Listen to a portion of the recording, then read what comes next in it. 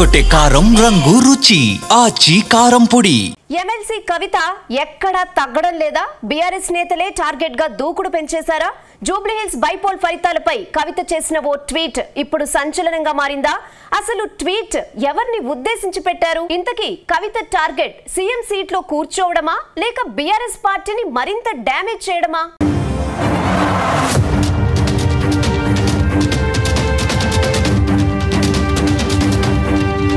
Jubilee Hills bypoll ఫలితాలు గులాబీ పార్టీకి బిగ్ షాక్ ఇచ్చాయి. బైపోల్లో సిట్టింగ్ సీటును కాపాడుకునే యత్నంలో బీఆర్ఎస్ పార్టీ ఓడిపోయింది. బీఆర్ఎస్ అభ్యర్థి మాగంటి సునీతపై కాంగ్రెస్ నేత నవీన్ యాదవ్ భారీ మెజారిటీతో విజయం సాధించారు. అయితే ఎన్నికల్లో ఓటమిపై బీఆర్ఎస్ విశ్లేషణ చేసుకుంటుంది. ఈ నేపథ్యంలో ఎమ్మెల్సీ కవిత చేసిన ఓ ట్వీట్ సంచలనంగా మారింది. కర్మ హిట్స్ బ్యాక్ అని కవిత ట్వీట్ పెట్టారు. నిజానికి ఆమె ట్వీట్లో ఇంకేమీ పెట్టలేదు, కానీ అందరూ మాత్రం కేటీఆర్ ను టార్గెట్ చేశారని భావిస్తున్నారు. ఇటీవల బీఆర్ఎస్ పార్టీ కవితను సస్పెండ్ చేసింది. గులాబీ పార్టీలో నుంచి తనను సస్పెండ్ చేయించడం వెనక కేటీఆర్, హరీష్ రావు ఉన్నారని కవిత డిసైడ్ అయ్యారు. అందుకే వారిద్దరిపై పదే పదే విమర్శలు గుప్పిస్తున్నారు. ఇప్పుడు మరోసారి కవిత వారిద్దరినే టార్గెట్ చేయడం హాట్ టాపిక్ గా మారింది.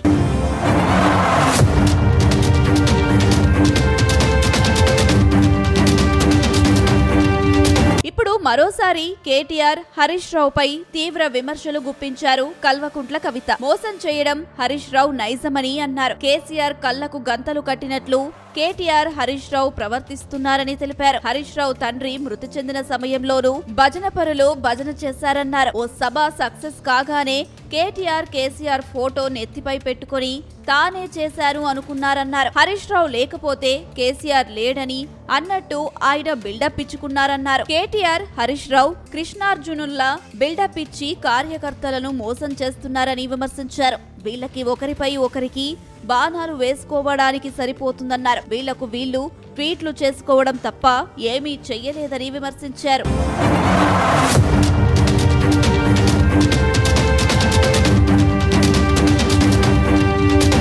ఇటీవల వరంగల్ జిల్లా పర్యటనలోనూ కవిత బీఆర్ఎస్ లీడర్లనే టార్గెట్ చేశారు. వరంగల్ సూపర్ స్పెషాలిటీ హాస్పిటల్ భవనం పనులను ఓ బినామీ కంపెనీకి పనులు ఇచ్చారని, అది హరీష్ రావు బినామీ కంపెనీ అని ఆరోపించారు. దానిపై విజిలెన్స్ విచారణ చేసి ప్రభుత్వ నివేదిక తెప్పించుకుని చర్యలు ఎందుకు తీసుకోవడం లేదని ప్రశ్నించారు. నల్గొండ జిల్లాలోనూ కవిత టూర్ కొనసాగుతుంది. ఈ పర్యటనలో గత ప్రభుత్వం భూ నిర్వాసితులకు కేవలం ఎకరాకు 4 లక్షల పరిహారమే ఇచ్చిందని ఆరోపించారు. ఇదే జిల్లాకు చెందిన మంత్రి జగదీష్ రెడ్డి రైతులను పట్టించుకోలేదని ఆరోపించారు. గతంలో అందరికీ న్యాయం చేస్తామని దేవుళ్లపై ప్రమాణం చేసిన జగదీష్ రెడ్డి సవాల్ చేసి పత్తా లేకుండా పోయారని ఆరోపించారు. ఇప్పుడు కేటీఆర్, హరీష్ రావు టార్గెట్ గా విమర్శనాస్త్రాలు సంధిస్తున్నారు. ఎంజిఎం హాస్పిటల్ మరి తీసేసి జైలు తీసేసి అక్కడ 20 ఫ్లోర్ల హాస్పిటల్ కడతామని చెప్పారు.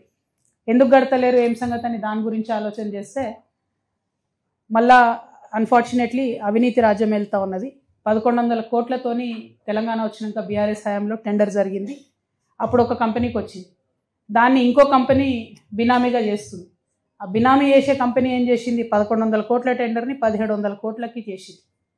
అది హరీష్ రావు గారికి సంబంధించినటువంటి కంపెనీ అని తెలిసింది నాకు. మరి అది వాస్తవమో కాదో మీకే తెలియాలి. 1700 కోట్లు అవ్వడంతోనే ఇప్పుడు వచ్చినటువంటి గవర్నమెంట్ విజిలెన్స్ ఎంక్వైరీ చేసిందట. మరి ఆ విజిలెన్స్ ఎంక్వైరీ అయ్యేది ఎప్పుడో, హాస్పిటల్ అయ్యేది ఎప్పుడో ఏందో మాకైతే తెలియదు.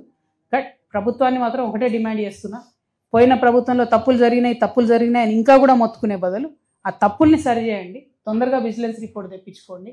ఎవరినన్నా శిక్షించేది ఉంటే శిక్షించండి, ఏది చేస్తారో చేయండి, కానీ ప్రజలకు మాత్రం సౌకర్యాన్ని క్రియేట్ చేయవలసిందిగా నేను కోరుతా ఉన్నాను.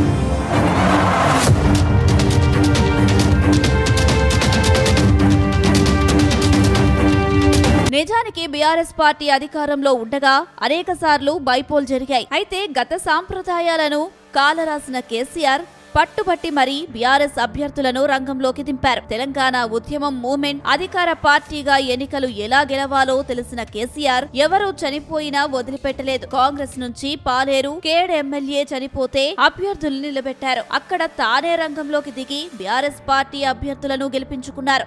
కానీ ఆ తర్వాత బీఆర్ఎస్ కు గడ్డు పరిస్థితులు ఎదురవుతూ వచ్చాయి. గతంలో బీఆర్ఎస్ పార్టీ మార్చేసిన సాంప్రదాయం కారణంగా ఇప్పటి వరకు 2 సీట్లను కోల్పోయింది. ఎన్నికలు జరిగిన కొద్ది రోజులకే కంటోన్మెంట్ ఎమ్మెల్యే రోడ్డు ప్రమాదంలో చనిపోయారు. ఆ ఉప ఎన్నికలో బీఆర్ఎస్ పార్టీకి డిపాజిట్ రాలేదు. ఆ తర్వాత జూబ్లీహిల్స్ ఎమ్మెల్యే మాగంటి గోపీనాథ్ మరణించారు.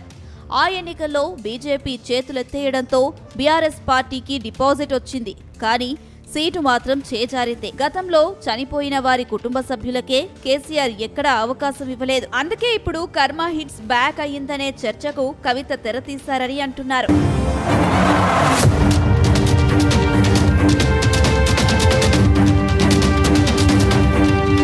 మొత్తం మీద బీఆర్ఎస్ నేతలే టార్గెట్ గా కవిత పర్యటన కొనసాగుతుంది. తన జనంబాట పర్యటనలో కవిత బీఆర్ఎస్ నేతలనే టార్గెట్ చేస్తున్నారు. ముఖ్యంగా 10 ఏళ్ల బీఆర్ఎస్ పాలనపై చర్చిస్తున్నారు. గతంలో జరిగిన అన్యాయాలను అడిగి తెలుసుకునే ప్రయత్నం చేస్తున్నారు. అయితే కవితను ఇలాగే వదిలేస్తే బీఆర్ఎస్ కు మరింత డ్యామేజ్ ఖాయమని చర్చ జరుగుతుంది. అయితే ఎన్నికలకు మరో 3 ఏళ్ల సమయం ఉంది. అప్పటి వరకు కవితను ఇలాగే వదిలేస్తే మాత్రం బీఆర్ఎస్ పుట్టి మునగడం ఖాయమని గులాబీ పార్టీ లీడర్లే చెవులు కొరుక్కుంటున్నారట. అయితే బీఆర్ఎస్ నేతల విజ్ఞప్తిని ఆలకించి గులాబీ బాస్ ఎప్పుడు నిర్ణయం తీసుకుంటారో అని నేతలంతా ఎదురు చూస్తున్నట్టు తెలుస్తుంది. కానీ కేసీఆర్ మాత్రం కవితను తాను టార్గెట్ చేస్తే ఆమె మరింత దూకుడుగా వెళ్లే అవకాశం ఉందని లెక్కలు వేసుకుంటున్నట్టు తెలుస్తుంది.